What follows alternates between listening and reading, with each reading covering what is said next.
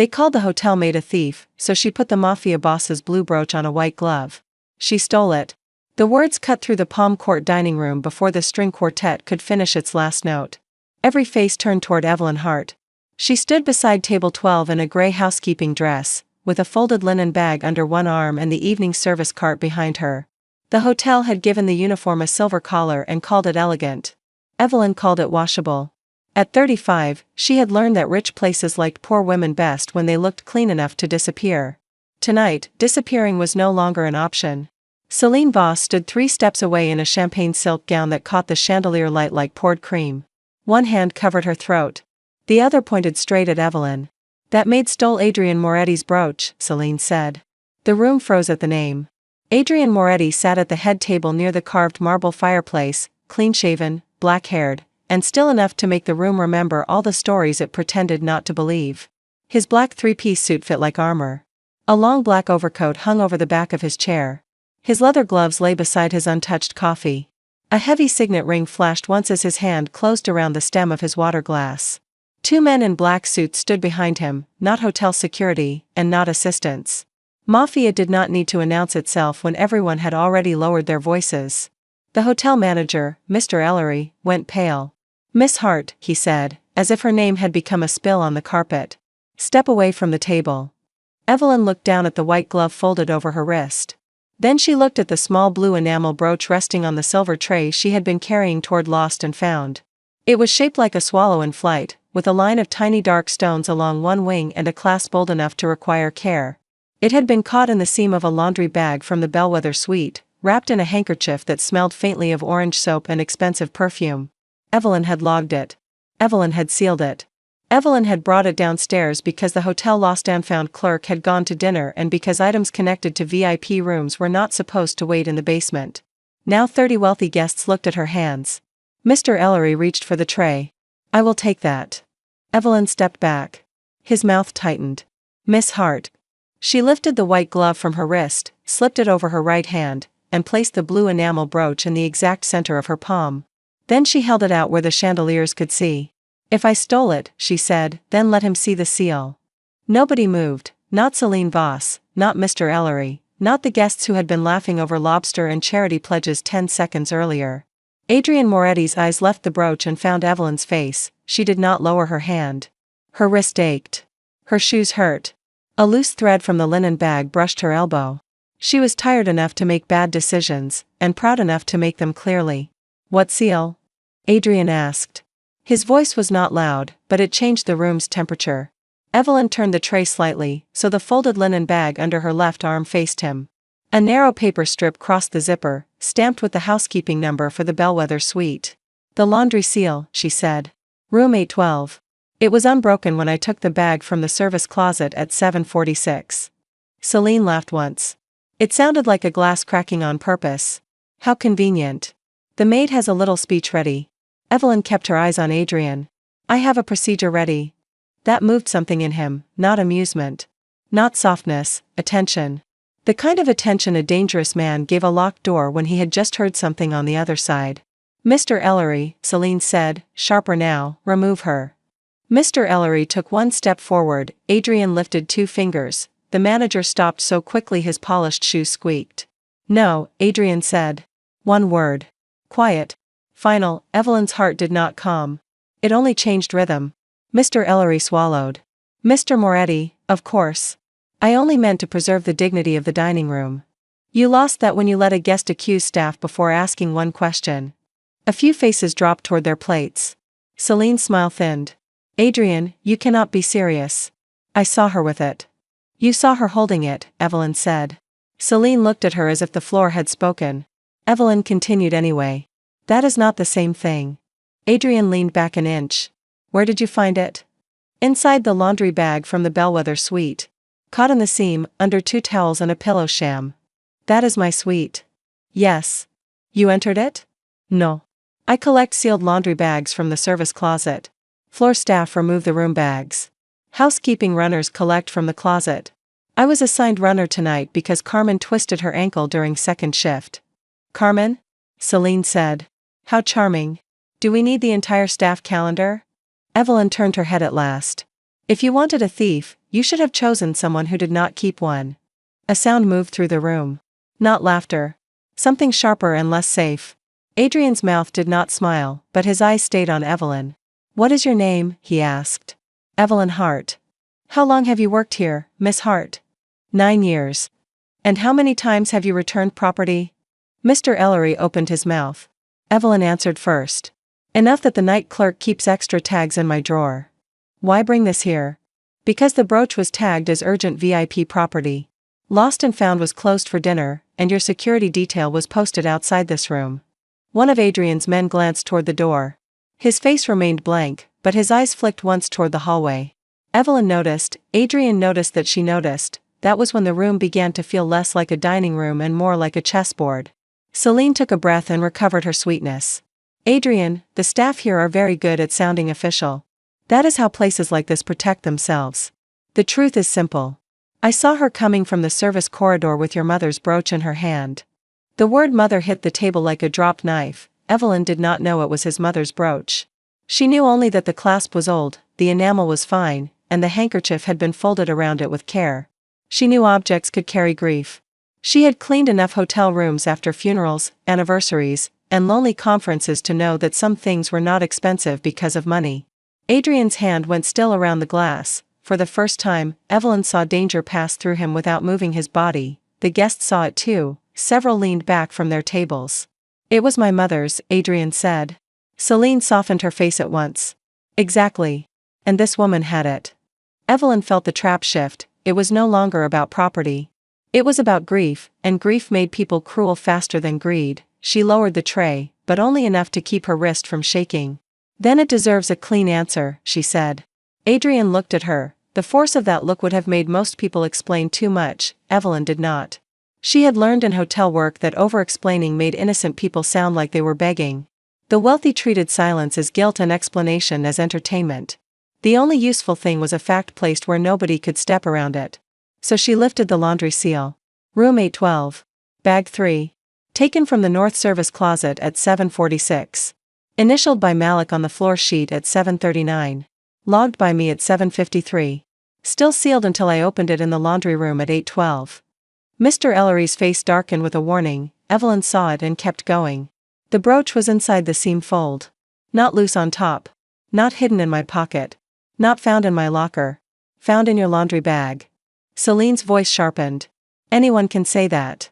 "Yes," Evelyn said. "That is why the seal matters." Adrian extended his hand. Evelyn did not move. One of his bodyguards shifted.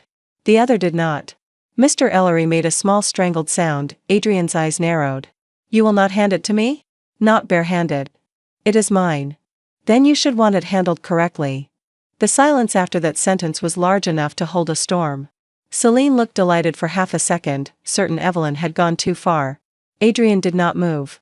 "Mr. Moretti," Evelyn said, "your gloves are leather. They carry oil. Mine are cotton. If there is residue on the clasp, leather can smear it." "Residue from what?" "Perfume. Soap. Dust. Something from the bag. Something from the handkerchief. I do not know. I clean rooms. I do not pretend to be a jeweler. But you know enough to refuse me." "I know enough to refuse a bad method."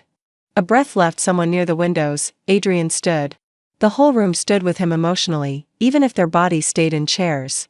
He was tall, broad-shouldered, and cold in the way winter was cold, not dramatic, not theatrical, only certain. The black suit made him look carved out of the part of the city that did not need permits. His signet ring caught the light again. He walked toward Evelyn. She wanted to step back. She did not. He stopped 2 feet away. Too close for comfort. Far enough not to touch. His gaze dropped to the blue enamel brooch on her white-gloved palm. For one moment, the hard line of his mouth broke. Not much. Just enough for Evelyn to see the boy who had once watched his mother pin a blue bird to her coat before leaving the house. Then the man returned. "My mother wore this on Sundays," he said. Evelyn's hand tightened under the glove. "Then I am sorry it was left in a laundry bag." "Left," Celine said. Such a gentle word. Evelyn looked over Adrian's shoulder. "Would you prefer planted?" Celine's face changed. There it was, tiny. Fast. Gone. But Evelyn had cleaned rooms for 9 years. She had seen guilt in objects before faces admitted it. A wineglass moved 2 inches before a guest lied about not drinking. A torn button placed under a pillow before a husband denied anyone had visited. A silk scarf folded into a wastebasket before a woman said she had never cried. Celine had flinched at the wrong word. Adrian saw Evelyn see it. "You think it was planted," he said. "I think it was not where it should have been." "That is not an answer. It is the only honest one before we check the seal." Mr. Ellery cleared his throat. "Perhaps we should move this to a private office." "No," Evelyn said. The word escaped before she had permission to be brave. The room looked at her again. Mr. Ellery's eyes went flat. "Miss Hart." Evelyn turned toward him. "I was called a thief in public. The answer can happen in public." Adrian's expression changed, not soft. Not warm, respect, perhaps, but in him respect looked like a blade being laid down carefully instead of thrown. "Agreed," he said. Celine's smile failed at the edges. "This is absurd." "Then it will be quick," Adrian replied. He looked toward his security chief. "Marco." The older bodyguard near the door stepped forward. "Boss. Bring the lost and found log." Evelyn lifted her chin. "And the floor sheet." Marco looked at Adrian. Adrian looked at Evelyn. "Anything else?" "The service closet key record." Mr. Ellery said, "That is internal." Evelyn did not look away from Adrian. "Then keep it internal and keep calling me a thief. You cannot have both." Marco's mouth twitched. "Only once." Adrian said, "Bring it." The manager's face settled into professional panic. "Mr. Moretti, I assure you the hotel will handle this with the discretion your family deserves." "My family deserves truth before discretion." The line struck the room. Evelyn felt it too, but she did not let herself feel grateful. Gratitude was dangerous when a powerful man had only chosen not to crush you yet. Marco left. The quartet sat frozen with their instruments in their laps. A waiter near the bar held a coffee pot in both hands and had forgotten to blink. Behind him, a young maid named Petra stood half hidden behind the service screen, her face white with fear. Evelyn saw Petra's fear and remembered why she had not stepped back. One accusation never stopped with one woman. If the room believed Evelyn stole, every maid on the floor would become a suspect with a name tag. Every missing cufflink would become a search. Every rich guest with a bad mood would learn a new way to make staff small. So Evelyn held the blue enamel brooch on the white glove and let her wrist burn. Adrian noticed. "Your arm is shaking," he said. "The brooch is heavier than it looks." "I can hold the tray." "No." His brows drew together. Evelyn added, "Because she was not stupid, thank you." That was not a request for gratitude. "Then it was practice?" Again, the corner of his mouth moved and disappeared. "Practice for what?" "Not assuming help is useful just because it comes from you."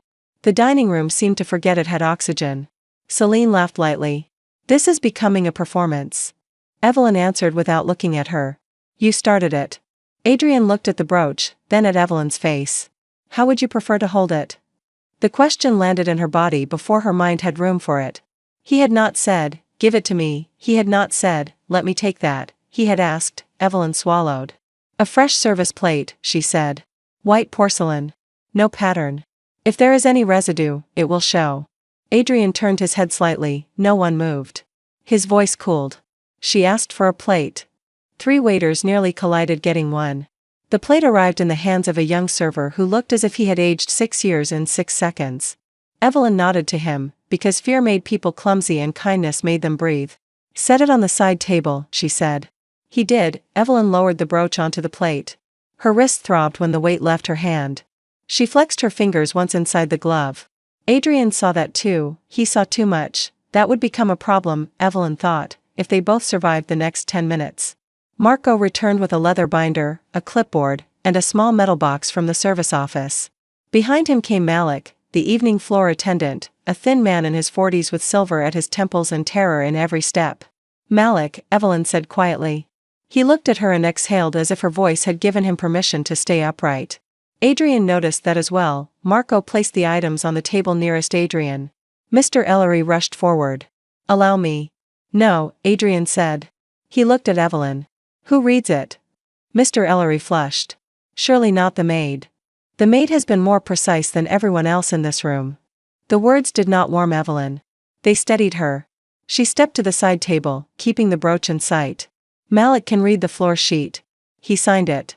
Malik's eyes widened. "Evelyn." "You signed it," she repeated. "Just read what you wrote." His hands shook when he lifted the clipboard. Celine crossed her arms. This is humiliating. Evelyn looked at her. Yes. That single word did more damage than an argument. Malik read.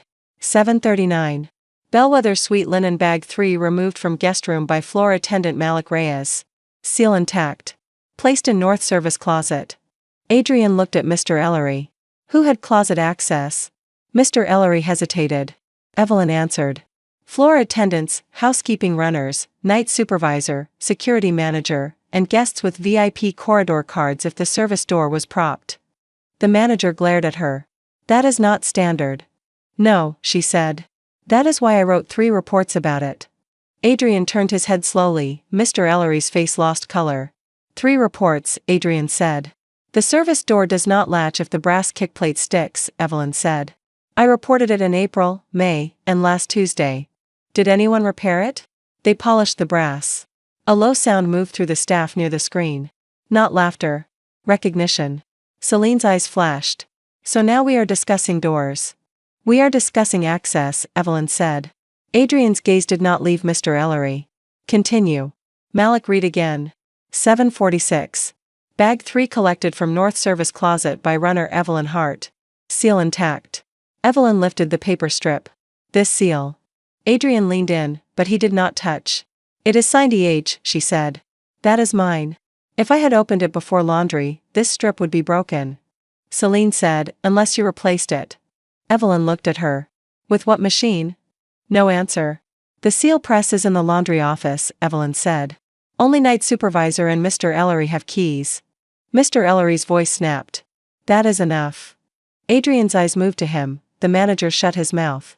Evelyn did not enjoy his fear. That surprised her. She had thought she would. Instead, she felt tired by it. Fear had never cleaned a room or paid rent. It only made people uglier while they waited for someone else to suffer first. Marco opened the lost and found binder. Read the log, Adrian said. Evelyn stepped back. The night clerk should. He is not here. Then Petra can. She trained on it last month. From behind the screen, Petra made a small noise. Mr. Ellery looked horrified. Absolutely not. Evelyn turned toward Petra. Only if you want to. Petra stared at her. The whole dining room waited. Petra was 22, new to the hotel, and had cried in the linen closet 2 nights earlier because a guest had called her stupid for bringing foam pillows instead of feather. Evelyn had sat with her on an overturned laundry bin and explained that people who weaponized pillows were usually losing a different argument. Now Petra stepped out from behind the service screen. Her hands were pale around the binder. Evelyn wanted to hug her. She did not.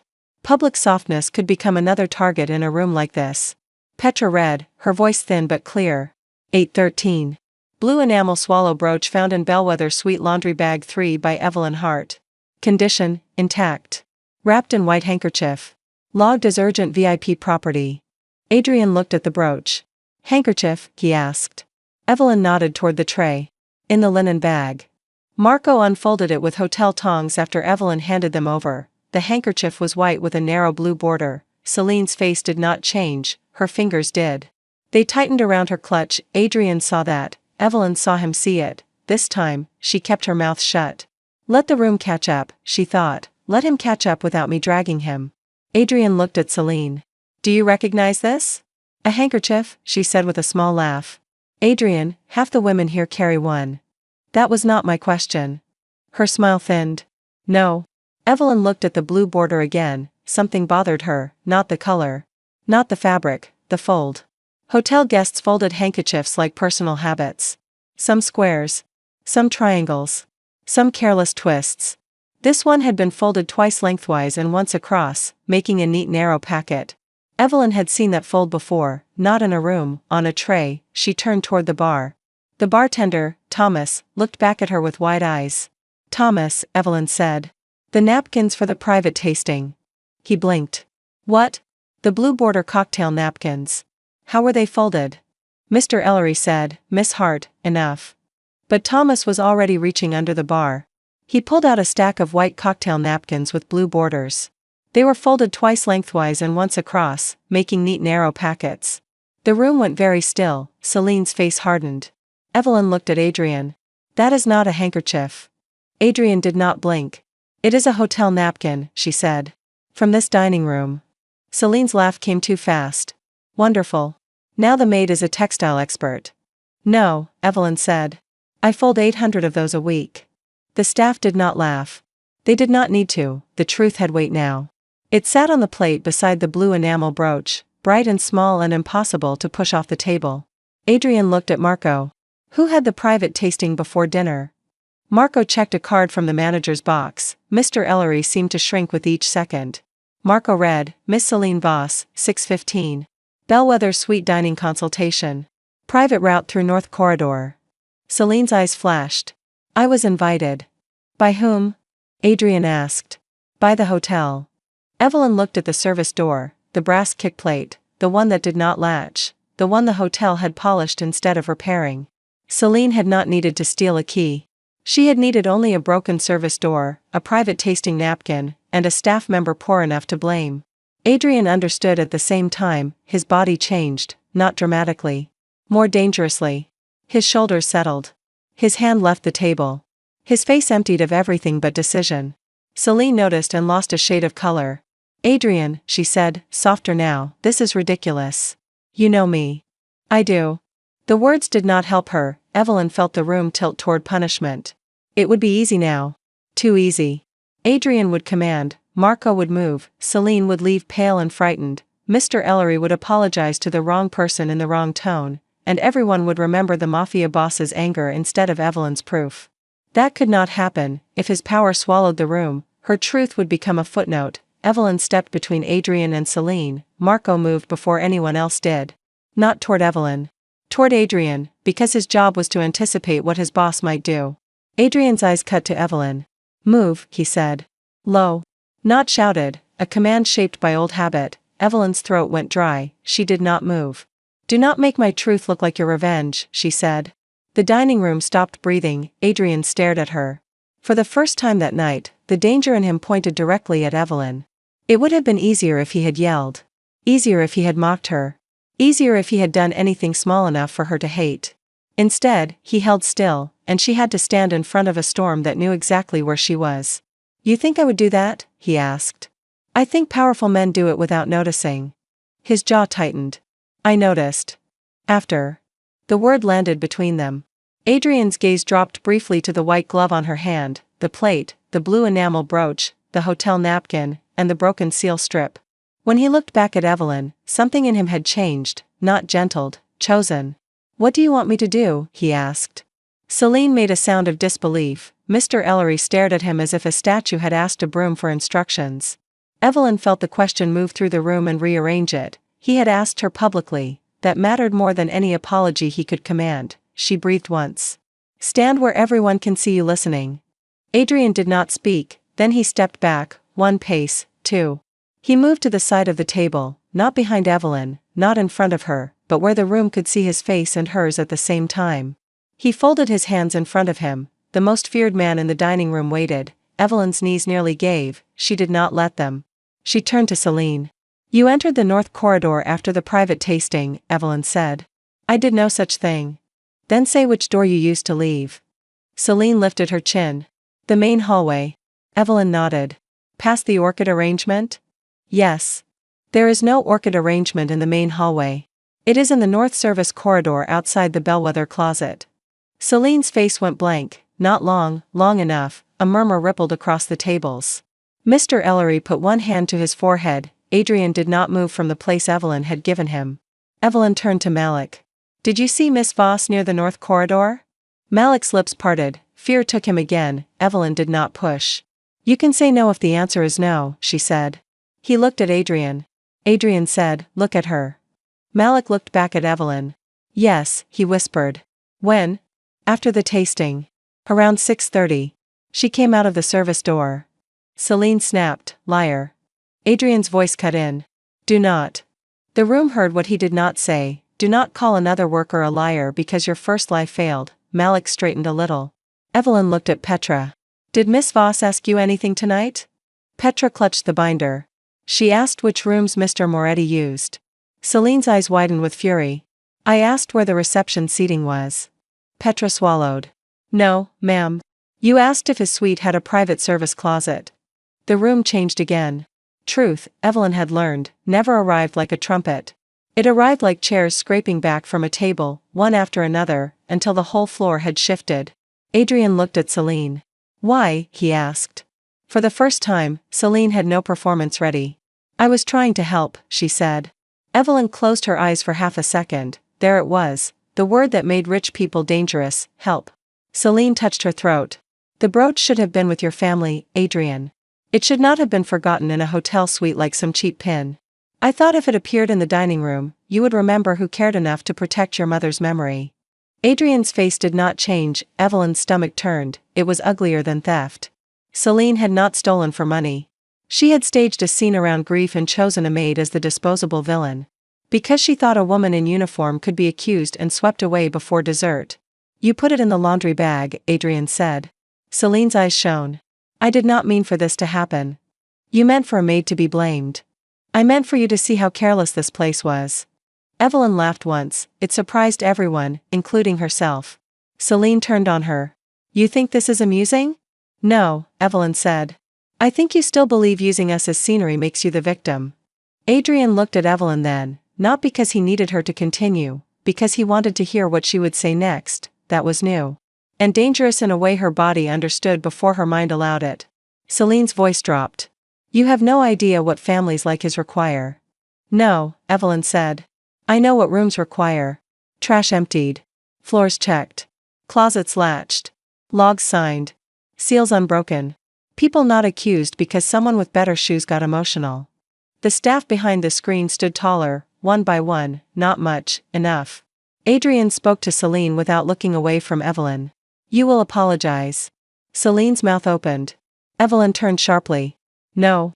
Adrian's eyes came to hers. The room braced again. No, he repeated. Not like that. She accused you. Yes. She will apologize. If you order it, she will perform it. Then everyone in this room will remember your command, not her lie. His fingers flexed once. Evelyn felt the cost of correcting him again. She paid it anyway. Ask the staff what they need first, she said. Mr. Ellery looked as if the floor had opened. Adrian was silent for 3 full seconds. Then he looked past Evelyn to Malik, Petra, Thomas, and the waiters standing near the service screen. What do you need? He asked. Nobody answered. Of course they did not. Power asking a question did not make it safe. Evelyn understood that. So did Adrian. After a moment, his face tightened. Miss Hart, he said. They need their names kept out of guest gossip, Evelyn said. They need the service door repaired before midnight. They need Mr. Ellery to file Celine's accusation as false, in writing, before he tells any supervisor anything else. They need Malik and Petra paid for staying past shift.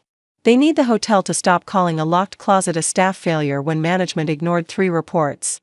Her voice steadied as she spoke, not because she was less afraid, because fear had work to do. Adrian listened. No interruption. No performance. No leaning into savior posture. He stood where she had told him to stand and listened. When she finished, he looked at Mr. Ellery. Do it. Mr. Moretti, some of those items require authorization. Adrian's voice stayed calm. Get it. The owner is not on property. Call someone who wants this hotel to remain a place where my family stays. Mr. Ellery moved, fast. Celine watched him go with disbelief.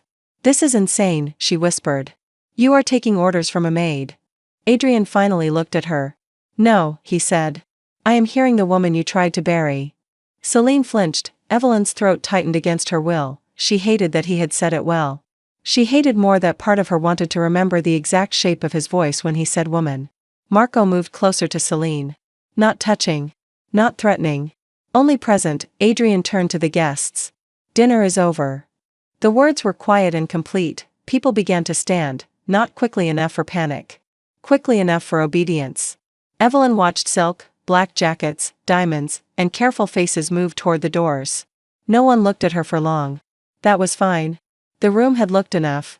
When the last guest crossed the threshold, only staff, Celine, Adrian, Marco, and the manager remained. Mr. Ellery returned with a printed incident form and a face that had been rearranged into humility. Miss Hart, he said. Evelyn held out her hand. He looked confused. The paper, she said. He gave it to her. She read every line. False accusation. Item recovered through logged housekeeping process. Staff member followed procedure. Guest statement contradicted by service records. Door repair required. She looked up. Add Malik and Petra by first name only. No surnames. That is irregular. So was accusing me before soup. Adrian looked down at the floor. It took Evelyn half a second to realize he was hiding a smile. She looked away before her own mouth betrayed her. Mr. Ellery added the line. Now sign it, she said. He did. With time. He added the time. And make a copy before it leaves this room. Miss Hart, he said, strained, you are not my supervisor. Tonight you needed one.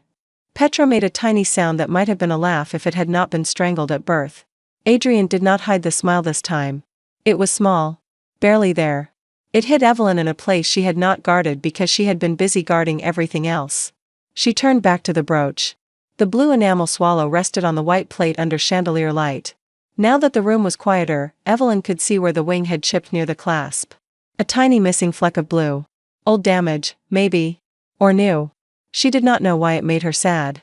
Your mother wore it on Sundays, she asked. Adrian's expression closed halfway. Yes. Church? No. Market. That surprised her. He looked at the brooch. She said Sundays were for buying oranges with no hurry. Evelyn tried not to soften, she failed a little. That is a good use of a Sunday. She thought so. Celine stood near the door, smaller now without the room protecting her. Adrian, I loved your mother. His face went cold. Do not use that word here. She recoiled. For 1 second, Evelyn almost pitied her, almost. Then Celine looked at Evelyn with hatred sharp enough to cut bread. Pity ended, Adrian nodded to Marco. Miss Voss will leave the hotel. She will not enter any property where my family stays. She will write an apology to the staff she accused, but she will not deliver it in person unless they request it. Celine went white. You cannot exile me over a maid. Adrian's voice did not rise. I am not exiling you over a maid. I am removing you for using my mother's memory as a weapon. Marco opened the door, Celine left. Her heels struck the marble hard enough to sound like small breaks. When she was gone, the hotel seemed to inhale. Mr. Ellery made 3 copies of the form with the portable office printer Marco had somehow produced. Evelyn suspected men like Marco could produce anything from a printer to a storm if Adrian asked in the right tone. She took 1 copy for staff, Mr. Ellery took 1 for the hotel, Adrian did not take the 3rd. He looked at Evelyn. Keep it. It concerns your property. It concerns your name. The answer was clean enough that she had no immediate defense against it. She folded the copy and placed it inside her housekeeping notebook. Her hand was shaking now that the worst had passed. That annoyed her. Bodies had terrible timing. Adrian saw, of course he saw. Sit down, he said. Evelyn's head lifted, he corrected himself before she did. Would you like to sit down? The correction was small, the room heard it anyway. Evelyn considered refusing on principle. Then her feet reminded her that principle did not cushion arches. Yes, she said. For 1 minute. Adrian pulled out a chair, she looked at it, he stepped back. Good, she thought. Learning, she sat. Petra appeared beside her with water. I did not know if you wanted coffee. Water is perfect, Evelyn said. Petra whispered, you were terrifying. I was employed. That too. Evelyn drank and tried not to laugh. Adrian stood nearby, not hovering exactly, but making the air aware of him. Marco said something low into his phone by the door. Malik spoke quietly with Thomas near the bar. Mr. Ellery signed an emergency maintenance form with the grief of a man discovering consequences. The blue enamel brooch remained on the plate. Evelyn looked at it again. It should go into a box, she said. Adrian's gaze moved to her. Yes. Not velvet. Why? The clasp has a rough edge. Velvet catches. Cotton pad would be better until a jeweler checks it. You clean rooms. Rooms contain things. He studied her. The look was different now, and she did not know what to do with it. Earlier, he had looked at her like a witness. Then like an obstacle. Then like a person who had handed him back a piece of his mother without letting him turn into the worst version of himself. Now he looked at her like a question. Evelyn preferred questions with logs, seals, or signatures. What? She asked. You notice everything. No. I notice what can get blamed on us. That answer removed the softness from his face, not in anger, in understanding that cost something. How often does that happen? He asked. She gave him a look. He glanced toward Mr. Ellery, then back. That often. You are learning quickly. I have a good instructor. Evelyn's fingers tightened around the paper cup. The compliment was not loud. It did not flatter. It simply landed. That made it more dangerous than Celine's accusation. She stood. My shift is not over. Mr. Ellery turned sharply. Miss Hart, after what happened, of course you may take the rest of the evening. Paid? He blinked. Evelyn waited. Yes, he said. Petra and Malik too? Yes. Thomas stayed late. Yes. Good. She looked at Petra. Go clock out before he recovers. Petra nearly smiled. Adrian's eyes warmed by a fraction. Evelyn did not let herself look too long. I need to return my cart, she said. I will walk with you, Adrian said. No. He stopped. This time, no tension crossed the room, only silence. Evelyn softened the word because she wanted to, not because he deserved it automatically. Staff corridors are narrow, she said. Your men will make everyone nervous, and you will make the hallway stop working. Marco stared at the ceiling. Adrian noticed. You find that funny? No, boss. You do. Slightly. Evelyn looked at Marco. He is allowed to be correct. Marco's eyes flicked to her. For a second, the bodyguard looked startled. Then he gave the smallest nod. Adrian looked between them. So I am not walking with you? Not there. Where? Evelyn should have said nowhere. She should have returned her cart, taken the service elevator down, changed shoes in the staff room, and gone home with a copy of the incident report tucked in her notebook like a shield. Instead, she heard herself say, employee entrance. 10 minutes. If you are still there, I will let you ask one question. Adrian's face stilled. 1. Yes. May I choose it carefully? I recommend it. She walked away before she smiled. The staff corridor smelled like lemon polish, damp linen, and old carpet glue. Evelyn pushed her cart past the ice machine, the service pantry, and the brass kickplate that had caused half the night's trouble. Maintenance had already opened the panel. 2 workers knelt by the door with tools. One looked up when she passed. We got told this had to be fixed before midnight. Imagine that, Evelyn said. He grinned. In the staff room, Petra hugged her without warning. Evelyn froze, then hugged back. Petra was shaking. I thought I would ruin it. You read the line. My voice sounded awful. Your voice sounded like it was telling the truth. That is enough. Malik stood by the lockers with his coat over his arm. You saved us. No, Evelyn said. I refuse to go alone.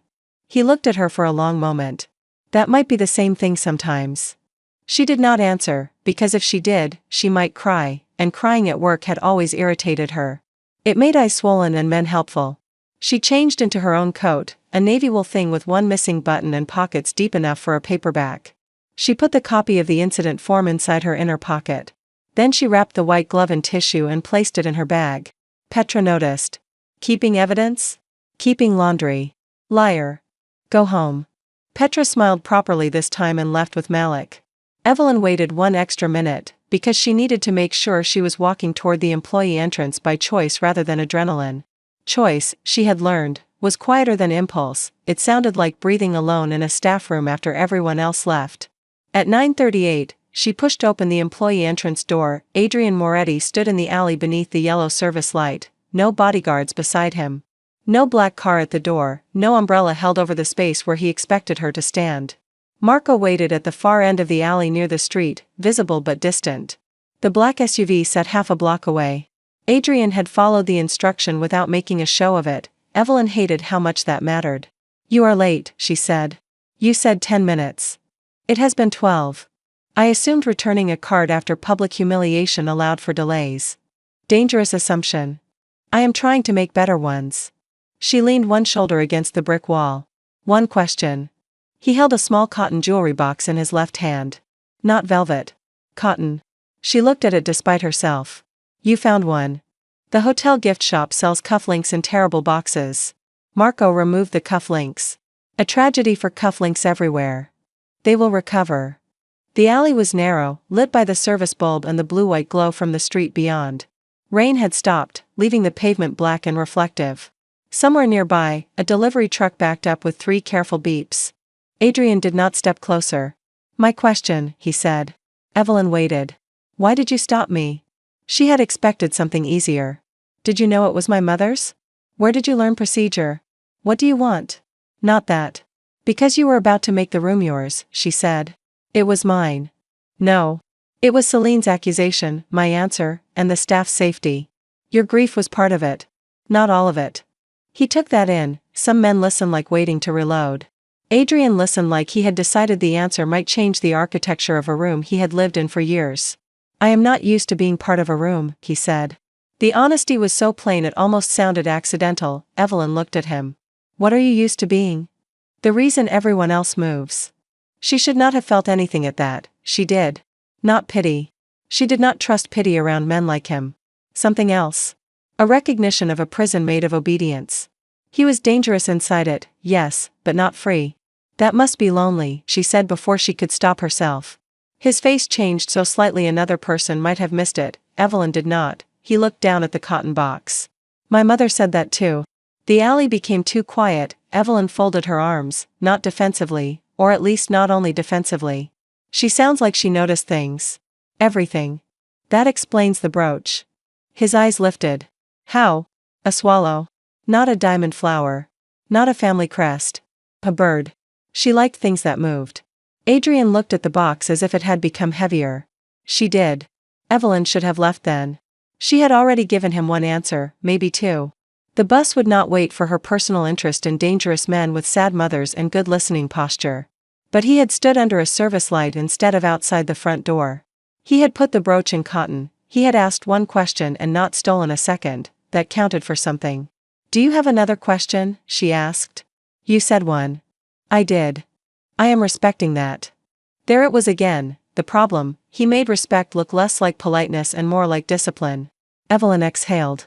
I am allowing one more. Why? That is the question? No. That was surprise. Then use the real one. Adrian looked at her for a long moment. May I take you to dinner tomorrow?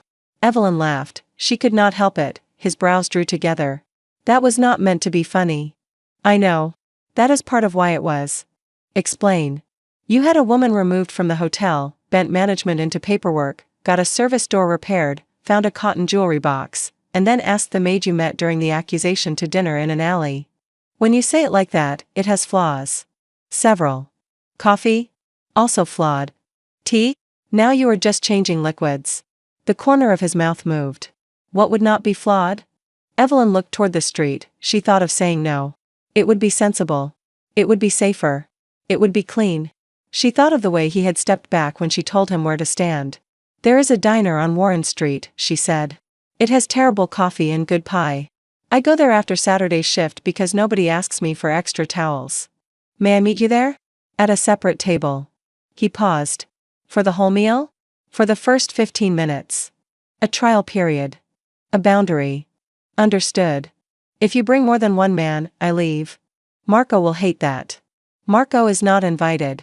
At the far end of the alley, Marco suddenly became interested in the brick wall. Adrian's mouth did smile now. It was small and devastatingly private. Evelyn looked away first. Saturday, she said. 9:15. If I am late, you wait. And if you do not come? Then I did not come. He accepted that. No bargaining, no wounded pride. Saturday, he said. Evelyn stepped away from the wall. He did not follow. At the mouth of the alley, she turned back once. Adrian stood under the yellow light with the cotton box in his hand, looking less like a man who owned rooms and more like a man learning how to stand inside one. That image stayed with her all the way to the bus stop.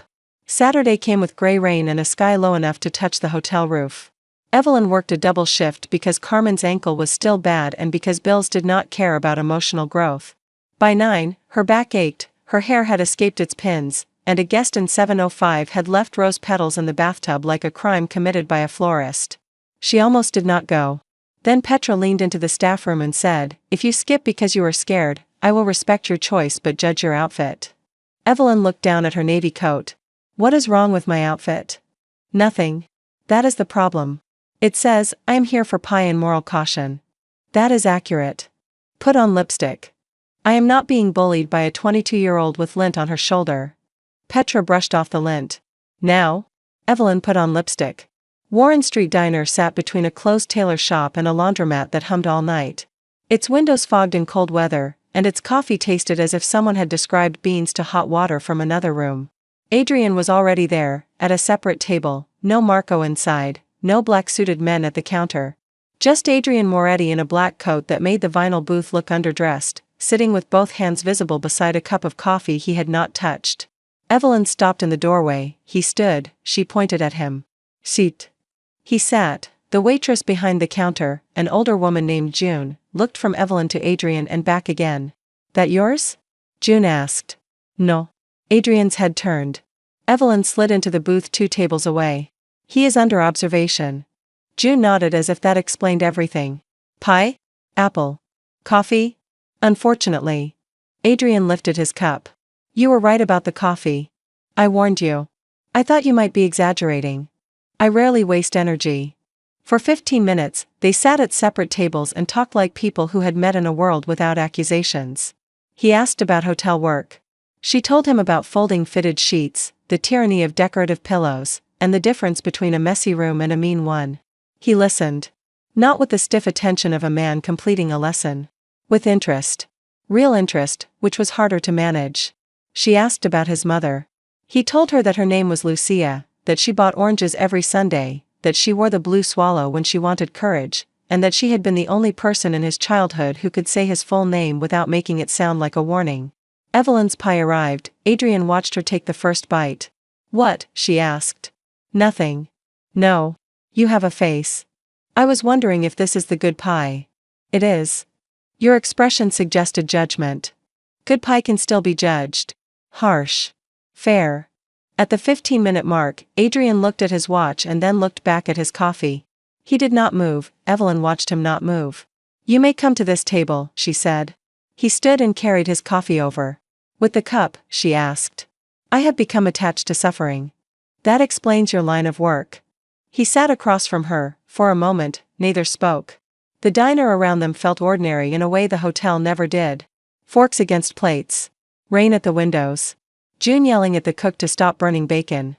A kid in a hoodie feeding coins into the gum machine. No chandeliers. No silk. No one pretending not to stare, because everyone stared openly and then got bored. Adrian looked better in ordinary light. That was inconvenient. The service door was repaired, he said. I know. Mr. Ellery issued the correction. I know. Celine's apology arrived. I know. You know many things before I tell you. Hotel staff talk. What did they say about me? Evelyn took another bite of pie. Do you want the polite version? No. They said you listened because I had a tray full of proof and because you were too shocked to interrupt. Accurate. They also said you looked like you wanted to murder the entire wallpaper pattern. Less accurate. I disliked only one wall. Growth. His smile came easier this time. Evelyn found herself smiling back before she could stop it. That was when the danger shifted again, not from him. From possibility. Possibility was worse because it wore no warning. Adrian noticed the smile. He did not pounce on it. That helped. The brooch is with a jeweler, he said. Cotton pad, as instructed. Good. There was residue on the clasp. Evelyn set down her fork. Perfume? Yes. Celine? Yes. You needed that? No. But it confirmed the clean answer. She nodded. He looked at her. I told the jeweler not to polish the chipped wing. Why? You looked sad when you saw it. Evelyn stopped breathing for one beat. That was too much noticing. She looked out the window. Old damage belongs to the object. That is what I thought you meant. Do you always translate faces? Only when words matter and people are not saying them. That must be exhausting. Sometimes. And lonely? He did not answer immediately. June refilled Evelyn's coffee and gave Adrian's cup a doubtful look. You actually drinking that, handsome, or preserving it for science? Adrian looked at the cup. I am reconsidering my loyalties. June snorted and walked away. Evelyn laughed. This time, she did not hide it. Adrian watched her laugh with a stillness that made her lower the fork slowly. Do not, she said. Do not what? Look at me like that in public. How am I looking at you? As if I am the first honest thing you have seen all week. He was quiet. Then he said, month. Evelyn's face warmed. Adrian. It was the first time she had used his first name. They both heard it. He did not smile. That would have been easier. Instead, his gaze softened in a way that respected the name by not grabbing it. Yes. I do not become yours because you listen well twice. I know. I do not need a protector who makes rooms afraid. I know. I like my bus. That almost got him. I am learning to tolerate buses. You are not getting on mine tonight. Understood. And if you ever use my job, my rent, or my staff against me, even gently, I will make sure every hotel in the city knows you fold cocktail napkins badly. He looked stricken. I do not fold cocktail napkins. Exactly. For the first time all night, he laughed. It was quiet and brief, but it changed his face completely. Evelyn understood then why powerful people feared ordinary laughter. It made everyone human too quickly. He reached into his coat pocket, she stiffened, he stopped. May I? What is it? A photograph. Then yes. He took out a small old photo and slid it across the table with 2 fingers. Lucia Moretti stood at an outdoor market, younger than Evelyn had imagined, laughing at something outside the frame. A blue swallow brooch sat on the lapel of her brown coat. In one hand she held a paper bag of oranges. In the other, she held the wrist of a boy with dark hair and a stubborn mouth. Adrian, maybe 8, Evelyn looked at the boy for a long moment. You look difficult. I was. Were? I am trying to impress you. With past tense? Is it working? A little. His eyes warmed. She looked back at the photo. She looks happy. She was, that day. You kept the picture with you? Since she died. Evelyn slid it back carefully. Thank you for showing me. He took it with the same care she had used, that mattered too. The rain slowed outside. The gum machine kid left with blue candy on his tongue. June wiped the counter and pretended not to watch them. Adrian's phone buzzed once, he did not look at it. You can answer, Evelyn said. I can. You are choosing not to. Yes. Because? Because I asked for this table. The answer should not have hit so hard, it did. Evelyn looked down at her coffee. That is a good answer. I am relieved. Do not get comfortable. I would not dare. They stayed until June turned off half the lights. At the door, Adrian put on his coat and opened it for Evelyn, then stepped back so she could walk through without feeling guided. Outside, the rain had become mist. Marco stood under an awning across the street, trying very hard to look like he had not spent the evening guarding a diner from Pi. Evelyn looked at him. He survived without you. Marco said, barely. Adrian gave him a look. Marco became interested in traffic. The bus stop was 2 blocks away. Adrian walked beside Evelyn, not behind, not ahead. A careful distance. The kind a person maintained when they had been told distance was not empty space but respect. When the bus shelter came into view, Evelyn slowed. You can stop here. He stopped, she turned to face him, streetlight shone on the wet pavement between them. I had a good time, she said. So did I. That does not solve anything. No. It complicates several things. Yes. You are very calm about complications. I am not calm. The honesty made her look up, his face was controlled, but his eyes were not, there it was. Want. Restraint.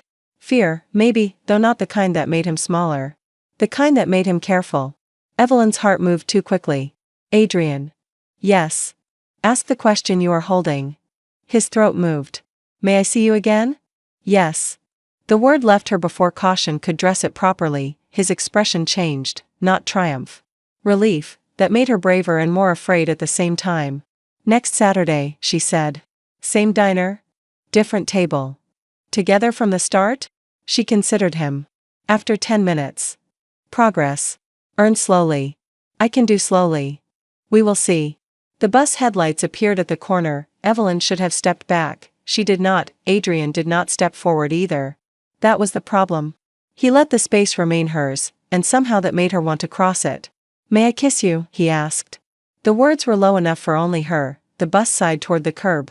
Evelyn thought of the dining room, the blue enamel brooch on the white glove, the way he had stepped back when she told him to listen, the cotton box, the terrible coffee, the old photograph, the phone he had not answered. She stepped into the space between them. Yes. His hand lifted slowly, stopping near her cheek before touching, still asking. She leaned into his palm, only then did he kiss her. It was not a claim. It was not a reward. It was a question answered with warmth. His mouth was careful at first, then less careful when she caught the front of his coat and held him there. The city blurred around them, bus doors opening, mist silvering the street, Marco staring very hard in the opposite direction. The driver called, You boarding or writing a novel? Evelyn pulled back against Adrian's laugh.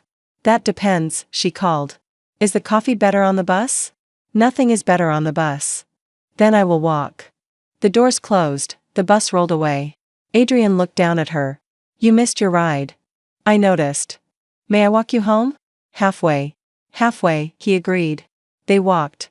2 days later, the blue enamel brooch returned from the jeweler in a cotton-lined box. The chipped wing remained. The clasp was repaired, but the missing fleck of enamel stayed exactly as it was.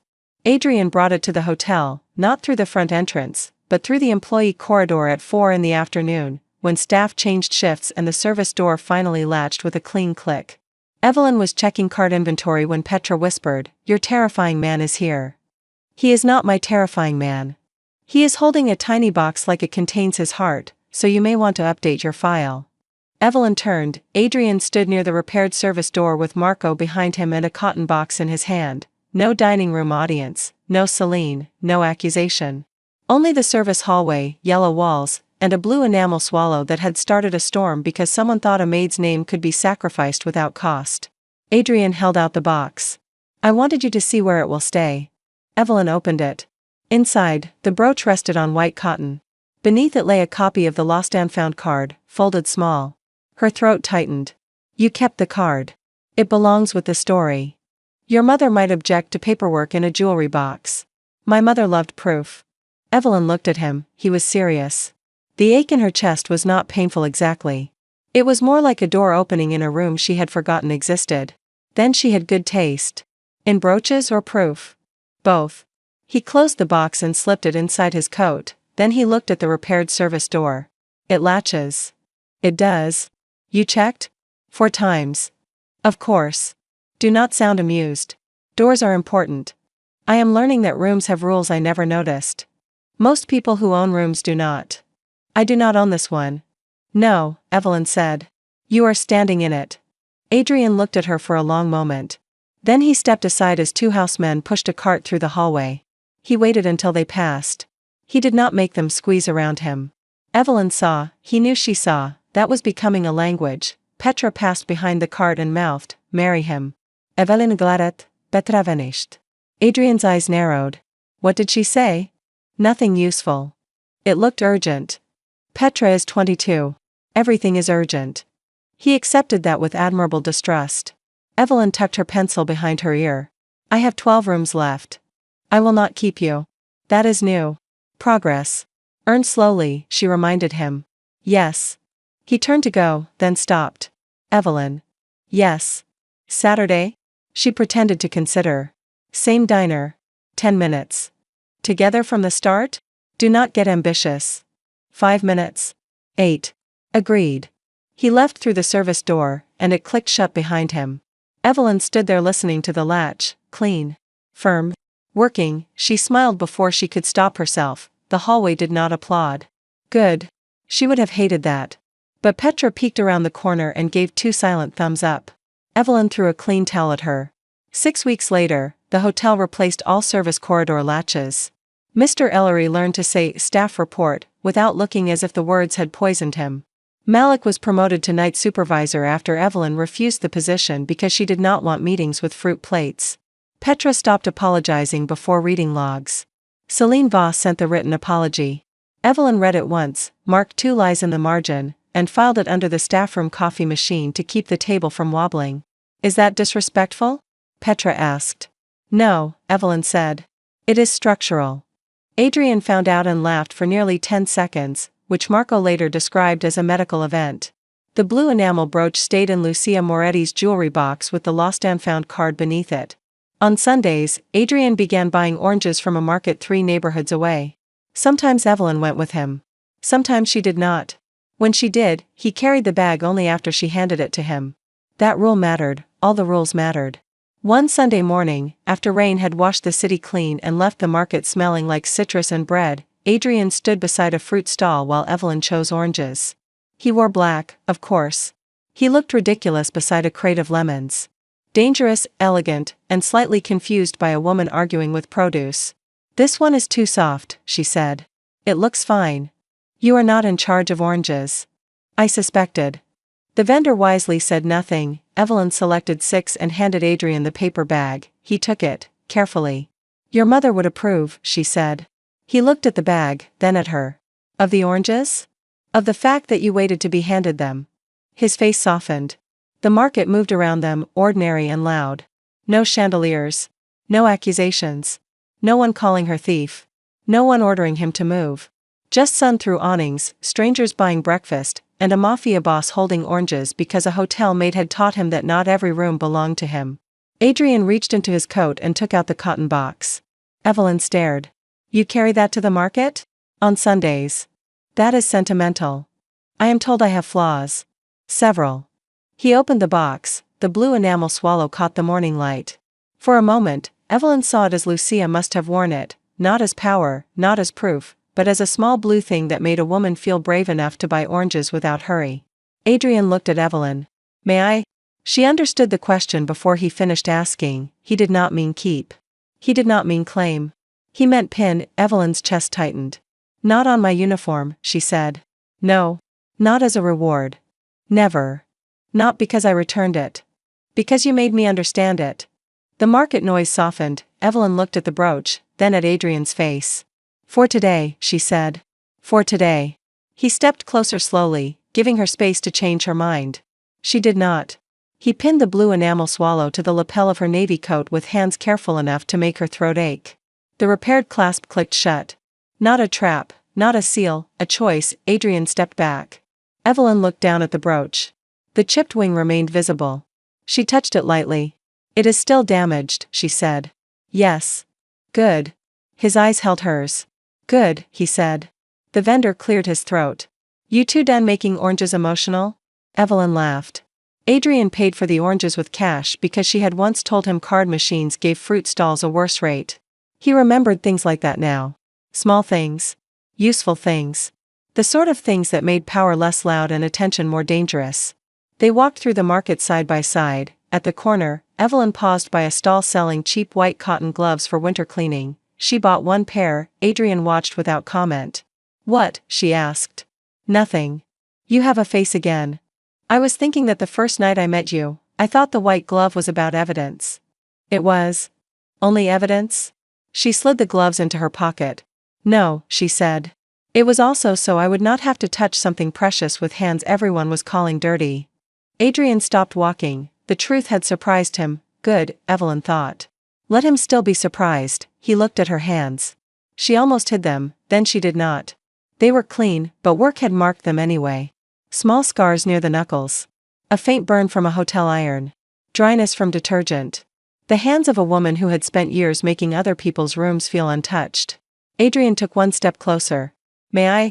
She knew he meant her hand. The market moved around them. She nodded.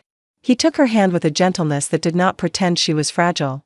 His thumb brushed once over the detergent-rough skin near her knuckle. They were never dirty, he said. It was not a grand line. Not the sort of thing a man said in stories before violins rose. It was better, because he said it like a correction to the world, not a compliment. Evelyn looked away first. You are getting better at questions. And answers? Some. Which ones need work? The ones where you look like you want to solve grief with logistics. I do want that. I know. Does it work? No. Unfortunate. Very. He smiled. She squeezed his hand once, then let go because the oranges were heavy and because she wanted to choose release as much as touch. He let her. That was the story, really. Not the accusation. Not the dining room. Not even the blue enamel brooch, though people would remember that because objects were easier to hold than changes. The story was that a hotel maid had stood in a room built to dismiss her and refused to leave until truth stood where everyone could see it. The story was that a mafia boss had been powerful enough to punish, and then had done the harder thing. He listened. Weeks later, when Evelyn worked late and found the staff coffee machine wobbling again, she opened the drawer beneath it and saw the copy of Celine's apology still folded under the back leg. Petra had written across the top in blue pen, "The white glove wins." Evelyn shook her head, smiling despite herself. At home that night, she found one orange outside her apartment door in a plain paper bag. No black car waited outside, no guard stood in the hallway, no note claimed credit. Only one orange, a white cotton glove folded beside it, and a small card with Adrian's handwriting. Not every room belongs to me. May I stand in this one someday? Evelyn read the card twice. Then she opened her door, carried the orange inside, and placed the white glove beside the staff copy of the incident report on her kitchen shelf. She did not call him immediately. She made tea first. She peeled the orange slowly, because Sundays were for buying them without hurry, and Tuesdays, apparently, were for deciding whether dangerous men could learn to knock. When she finally picked up her phone, Adrian answered on the first ring. Evelyn. No question. No demand, just her name, as if he had been holding it carefully. She looked at the white glove. You may stand in the hallway, she said. Silence, then his breath, quiet and shaken. The hallway, he repeated. For 10 minutes. A boundary? A beginning. He did not speak for a moment. When he did, his voice was lower. Thank you. Do not thank me yet. My neighbor asks rude questions. I can survive questions. You are improving. Slowly. Earn slowly, she corrected. Earn slowly, he said. And that was how the most feared mafia boss in the city began, with 10 minutes in a hallway, because the first woman who made him listen had once held his mother's blue enamel brooch on a white glove and refused to let truth become his revenge. If you were Evelyn, would you have left the dining room when they called you a thief, or would you have made them check the seal in front of everyone? Tell me in the comments. Subscribe for the next boss love story, where one ordinary woman's proof forces a dangerous man to choose patience before power.